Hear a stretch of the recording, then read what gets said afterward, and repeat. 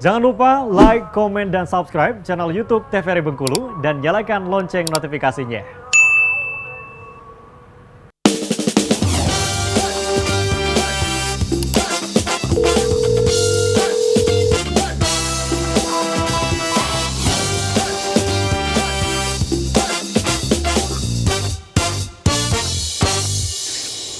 Baik, terima kasih pemirsa, masih di Dr. Kito TVRI Bengkulu tentunya bersama Kito Sehat dan kita masih membahas yang namanya hipertensi. Kita kembali akan lanjutkan tentunya untuk penjelasan slide yang tadi tertunda karena iklan ya dok. Iya.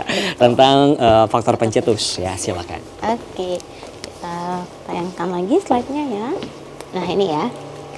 Jadi ada beberapa ya faktor pencetus untuk terjadinya hipertensi atau tekanan darah tinggi. Termasuk di dalamnya tadi ada merokok, kemudian minum beralkohol, penyakit komorbid lain seperti kencing manis ya, atau yang dikenal dengan istilah diabetes mellitus atau penyakit jantung, kemudian faktor stres ya, kemudian kurangnya aktivitas fisik yang teratur atau olahraga rutin, dan juga diet yang tidak seimbang. Nah ini biasanya berkaitan dengan makan makanan yang tinggi garam ya, terlalu asin, atau makanan yang mengandung kolesterol tinggi, yang terlalu berlemak, santan-santanan dan lain sebagainya ya. Nah ini ya, jadi hampir sama ya. Kalau itu yang disebutkan di depan tadi itu adalah faktor resiko yang sebenarnya bisa kita rubah. Artinya itu berkaitan dengan lifestyle. Nah sebenarnya itulah yang dapat menjawab pertanyaan, kenapa sih sekarang ini darah tinggi itu banyak pada usia muda? Karena jawabannya ya. Iya, lifestyle-nya kita yang berubah sekarang. Ya, jadi yang zaman sekarang, era sekarang itu sangat berbeda jauh ya dengan mungkin orang-orang tua kita dahulu ya, dimana sudah mulai mengenal istilah junk food. Betul. Kemudian makanan santan-santanan itu biasanya terasa lebih nikmat gitu ya, yang mengandung kolesterol tinggi, kemudian semakin sedikitnya memberikan waktu untuk bisa berolahraga. Mungkin karena kesibukan dan faktor lain sehingga tidak bisa menyempatkan untuk berolahraga yang teratur. Nah, sehingga faktor resiko yang berkaitan dengan lifestyle inilah yang kemudian mencetuskan angka kejadian hipertensi itu tidak lagi memandang usia. Tidak harus menunggu 50 tahun ke atas, 45 tahun ke atas gitu ya. Tapi dari sejak usia muda pun sudah biasanya bisa dijumpai. Nah, sedangkan untuk faktor resiko yang tidak bisa dirubah itu adalah usia, ya, sering bertambahnya usia biasanya juga elastisitas dari pembuluh darah juga akan berubah gitu ya. Kemudian faktor stresor juga pasti akan berbeda. Kemudian juga penumpukan lemak atau plak mungkin yang kayak dibahas waktu kemarin ya di materi penyakit jantung koroner juga biasanya akan berubah. Faktor jenis kelamin dan juga faktor genetik tentunya tidak bisa kita rubah. Jadi kalau memang kita punya riwayat ayah, ibu darah tinggi, maka kita bisa memodifikasi untuk faktor yang lifestyle-nya. Oke, nah kalau jenis kelamin nih dok, kalau jenis kelamin berarti yang cewek apa yang cowok nih yang kebanyakan kena? Nah, jadi sebenarnya kalau untuk jenis kelamin ini dia bisa mengenai pada perempuan dan juga bisa mengenai pada laki-laki gitu ya. Biasanya kalau kita kaitkan kalau untuk yang laki-laki dia biasanya kadarnya lebih tinggi, ada faktor seperti merokok atau minum-minuman yang alkohol tadi gitu ya. Nah biasanya kalau kita berbicara obes nggak bisa hanya laki-laki ya, pada wanita juga banyak biasanya, apalagi berkaitan dengan hormonal dan lain sebagainya. Gitu ya. Nah gejalanya, pertanyaannya apakah ada gejala spesifik dok supaya saya tahu nih kira-kira, karena saya nggak punya alat ukur nih di rumah. Mungkin ada yang bertanya seperti itu ya, nggak punya alat ukur tekanan darah supaya tahu tanda pastinya apa supaya bisa datang memeriksakan diri. Jawabannya tidak ada gejala yang spesifik gitu ya, kecuali tadi pada krisis hipertensi, tapi kan nggak mungkin kita nunggu harus ada kerusakan organ target ya baru ini.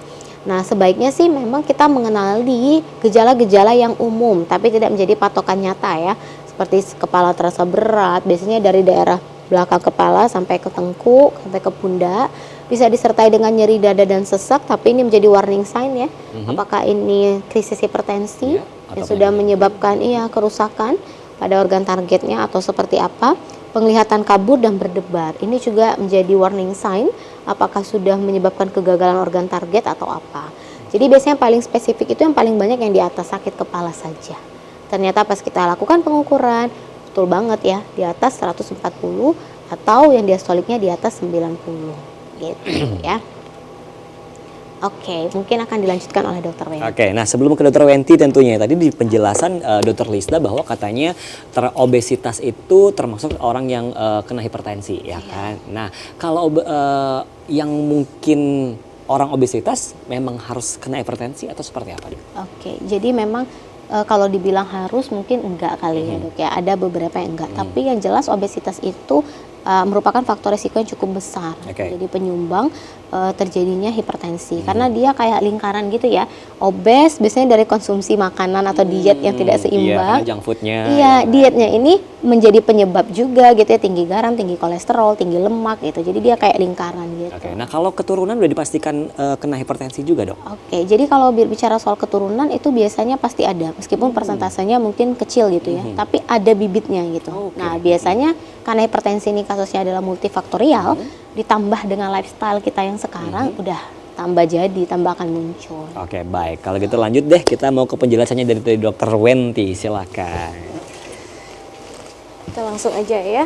Jadi, oke, tadi kan udah jelaskan nih panjang sama Dokter Lisda ya. Nah, untuk diagnosanya bagaimana? Jadi kami sebagai dokter pasti akan menanyakan, lakukan anamnesa. Kita tanyakan bagaimana penyakit-penyakit sebelumnya, kemudian riwayat keluarga itu penting ya, karena ada faktor genetik tadi juga ya. Kemudian bagaimana pola hidupnya, kemudian apakah ada hipertensi sekunder yang disebabkan oleh penyebab lain ya.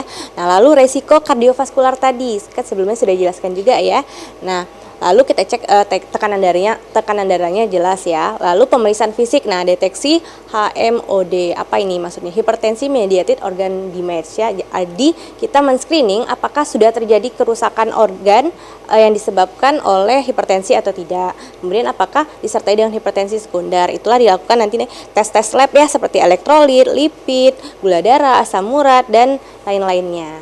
Nah, kalau untuk kategori diagnosanya tadi sudah disinggung sedikit di depan ya. Jadi tekanan darah itu tidak bisa didiagnosa dengan satu kali pemeriksaan. Jadi harus berulang ya. Nah, untuk hasil yang normal itu bisa diulang dalam 3 tahun. Artinya hanya screening ini ya. Kalau normal boleh tahun depan diulang lagi kemudian ya. Nah, untuk yang terdeteksi hipertensi derajat 1, misalnya kan nilainya 140 lebih di atas 140 sampai 159 kan misalnya. Nah, itu dapat diulang dalam beberapa bulan ya. Kalau masih juga tinggi berarti kita bisa kategorikan hipertensi derajat 1. Untuk derajat 2 diulang dalam beberapa hari dan atau minggu ya.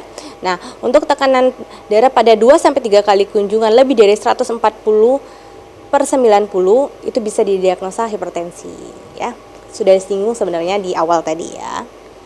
Oke, nah ini ada scoringnya nih, ada resiko rendah, resiko tinggi. Nah maksudnya apa? Nah klasifikasi ini tujuannya adalah untuk terapinya. Jadi untuk kategori masuk ke obatnya nanti apa? Apakah obatnya hanya 1, atau obatnya harus terapi 2, atau harus terapi yang seperti apa? Jadi bisa dilihat nanti di skor, ini cukup tahu saja ya untuk masyarakat umum. Untuk scoringnya ini seperti ini.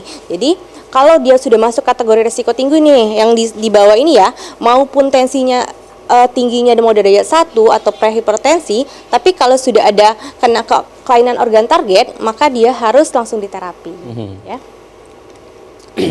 Nah, tata laksananya tadi ya.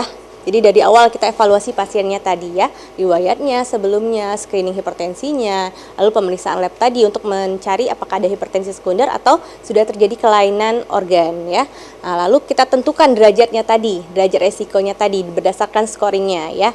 Nah, lalu kita lakukan pemberian obat. Jadi biasanya pada usia lanjut itu diberikan 1 obat. Kemudian untuk normal tinggi tapi resiko sangat tinggi itu 1 obat. Kemudian hipertensi tingkat 1 tapi derajat 1 tapi resiko rendah sedang itu biasanya lifestyle. Jadi perubahan pola hidup dulu.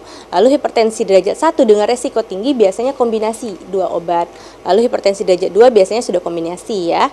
Nah, kalau untuk evaluasi terapi itu harus dilakukan 3-6 bulan. Jadi setelah pemberian terapi dalam 3-6 bulan kita harus evaluasi apa nih yang harus dievaluasi ya. Jadi minimal terjadinya penurunan tekanan darah itu 20/10 mm air raksa ya. Jadi harus turunnya 20 atasnya dan bawahnya harus turun minimal 10 ya. Lalu kita harus cek juga screening ini LDL-nya, gulanya, HbA1c-nya, asam uratnya. Kenapa? Karena itu tadi resiko untuk terjadi kelainan organ target itu tinggi. Jadi kita harus cek sudah kena ke sana belum. Nah, jadi dia harus di ambang batas normalnya ya. Kalau LDL itu harus kurang dari 100. Kalau untuk yang resiko tinggi. Nah, kalau yang tidak resiko tinggi kurang dari 70. Gula darahnya kalau yang puasa harus kurang dari 126, HbA1c-nya harus kurang dari 7%, dan asam uratnya harus kurang dari 6,5. Oke, baik dokter, nanti lanjutkan, kita jeda iklan dulu ya. Baik pemirsa di rumah dan juga semuanya, kita akan jeda iklan dulu, tetap bersama kami di Dr. Keto TVRI Bengkulu.